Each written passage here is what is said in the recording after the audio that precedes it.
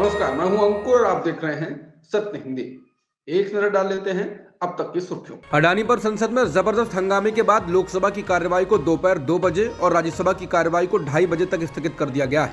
विपक्षी दलों ने आज शुक्रवार को एक सुर में संसद के दोनों सदनों में अडानी के खिलाफ संयुक्त संसदीय समिति की जांच की मांग का मामला उठाया। उन्होंने ध्यानाकर्षण प्रस्ताव का नोटिस पहले ही दे दिया था, लेकिन लोकसभा स्पीकर और राज्यसभा के पीठासीन अधिकारी ने उन्हें खारिज कर दिया और सरकार द्वारा तय किए गए एजेंडे पर बहस करने को कहा।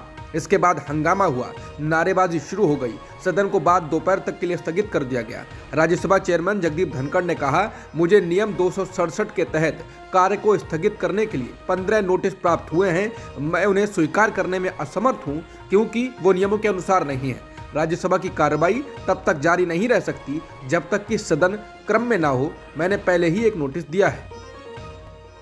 अडानी समूह की 3 कंपनियों को नेशनल स्टॉक एक्सचेंज द्वारा कुछ वक्त के लिए निगरानी सूची में डालने के बाद अब उसे अमेरिकी शेयर बाजार से भी तगड़ा झटका लगा है। अमेरिका की S&P डाउ जोन्स इंडेक्स ने गुरुवार को बताया कि अडानी एंटरप्राइजेज को 7 फरवरी से डाउ सस्टेनेबिलिटी इंडेक्स से बाहर करने का फैसला लिया गया है। डाउ जोन्स ने तमाम मीडिया विश्लेषण और हिंडनबर्ग रिसर्च रिपोर्ट आने के बाद पहली बार यह घोषणा की है।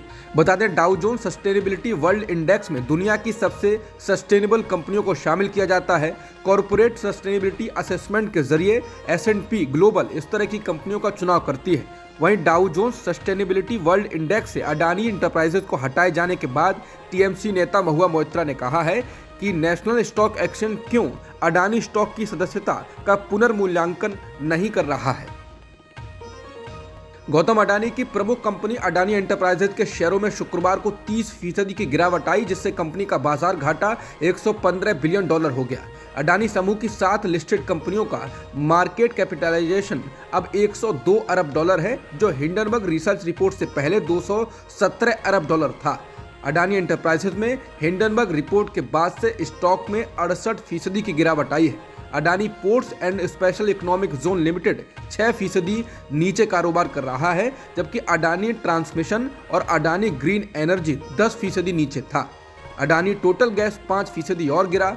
24 जनवरी के बाद से अडानी ग्रीन एनर्जी में 51% से अधिक, अडानी टोटल गैस में 58% और अडानी ट्रांसमिशन में 50% की गिरावट आ चुकी है। फोर्ब्स के अनुमानों के अनुसार गुरुवार को अडानी की कुल संपत्ति $64.2 बिलियन तक गिर गई, क्योंकि शेयरों में गिरावट ने उनके $12.5 बिलियन का सफाया कर दिया।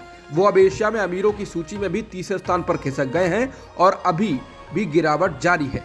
अडानी की संपत्ति अब चीनी अरबपति जोंग शानसान से कम हो गई। इसके अलावा फोर्ब्स की दुनिया की अमीरों की सूची में वो 3 स्थान से 16वें स्थान पर पहुंच चुके हैं।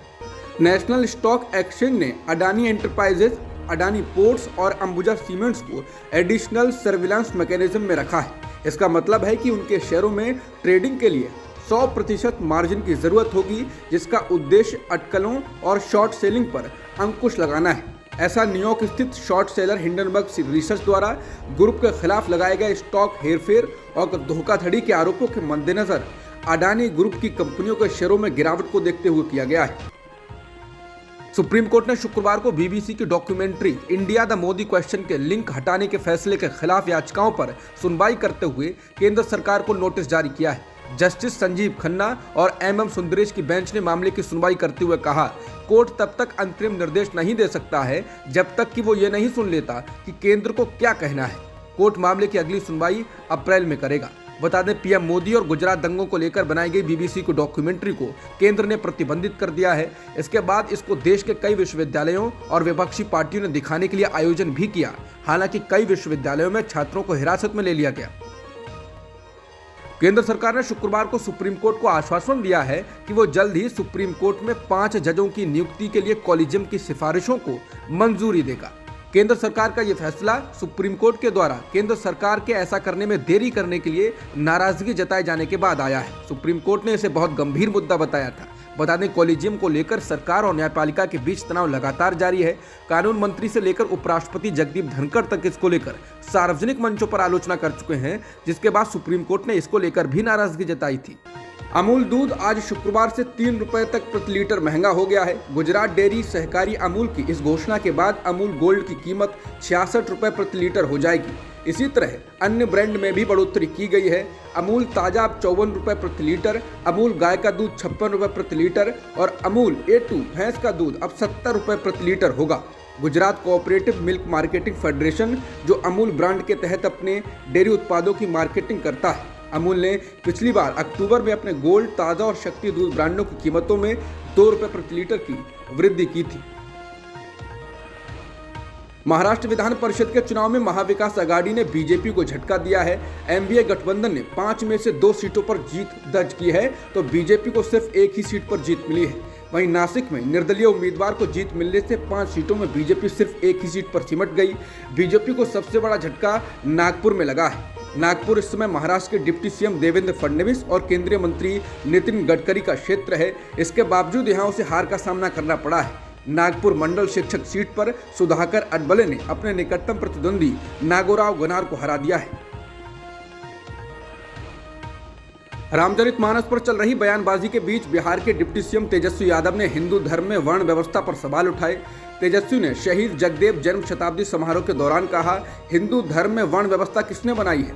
कुछ लोग अपने वर्ण को श्रेष्ठ बोलते हैं और जिसकी बस ज्यादा संख्या है उसे लोग निम्न बोलते हैं। डिप्टी सीएम ने कहा कि कुछ लोग जो हमें निम्न वर्ग का बोलते हैं, इसी तथाकथित निम्न वर्ग में से कुछ लोग पढ़ लिख कर इनसे वर्ण व्यवस्था पर सवाल पूछें तो ये लोग अपने हिसाब से काम करते हैं। बिहार के डिप्टी सीएम ने पूछा कि अगर हम सब हिंदू हैं तो बड़ा छोटा कैसे है? तेजस्वी ने कहा, हिंदू धर्म में एक वर्ण अपने को श्रेष्ठ और दूसरे को निम्न समझता है। ये मूर्खता से परिपूर्ण संविधान विरोधी सोच है। ऐसी सोच देश, मानवता, सौहार्द, प्रेम और इंसानियत के विरुद्ध है। अमेरिकी रक्षा विभाग पेंटागन ने बताया है कि अमेरिका के ऊपर उड़ने वाले एक चीनी जासूसी गुब्बारे को ट्रैक किया गया है। वो गुब्बारा अमेरिका के अत्यधिक संवेदनशील परमाणु हथियार स्थलों का सर्वे करता दिखाई दे रहा था। पत्रकारों को एक वरिष्ठ रक्षा अधिकारी ने बताया कि राष्ट्रपति जो बाइडेन के अनुरोध पर रक्षा सचिव लॉयड ऑस्टिन और आला सैन्य अधिकारियों ने गुब्बारे को नीचे गिराने पर विचार किया, लेकिन ऐसा करने से जमीन पर लोगों को खतरा हो सकता था। अधिकारी ने कहा कि गुब्बारे ने अमेरिका के उत्तर पश्चिम में उड़ान भरी, जहां सायोलों में संवेदनशील एयरबेस और रणनीतिक मिसाइलें तैनात हैं। अब तक की खबरों में इतना ही। बाकी खबरों के लिए बने रहें सत्य हिंदी के साथ।